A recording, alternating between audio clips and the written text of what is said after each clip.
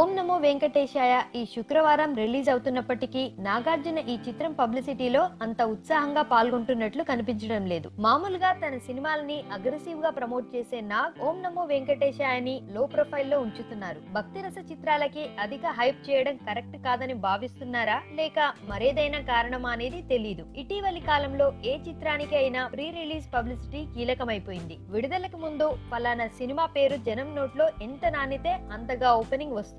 ఓం నమో వెంకటేశాయపై 35 కోట్ల బిజినెస్ ఆధారపడి ఉంది. ఈ చిత్రం 35 కోట్ల షేర్ వసూలు చేస్తే తప్ప హిట్ అని అనలేం. అసలే భక్తి రస చిత్రం అవడం వల్ల దీనికి అన్ని వర్గాల ప్రేక్షకుల నుంచి స్పందన ఉండదు. అలాంటప్పుడు పబ్లిసిటీ మరింత ఘనంగా చేసుకోవాల్సి ఉంటుంది. అసలే పాటలతో కానీ ట్రైలర్ తో కానీ ఈ చిత్రానికి బజ్ అంతగా రాలేదు. నాగార్జున కూడా సౌండ్ చేయకపోవడంతో ఓం నమో వెంకటేశాయ పబ్లిసిటీ పరంగా వెనుకబడినట్లు అనిపిస్తుంది. సింగం 3 లాంటి మాస్ చిత్రంతో పోటీ ఉన్నా కూడా ఈ చిత్రం ప్రమోషన్స్ పై స్పెషల్ కేర్ తీసుకోకపోవడం విచిత్రమే మరి.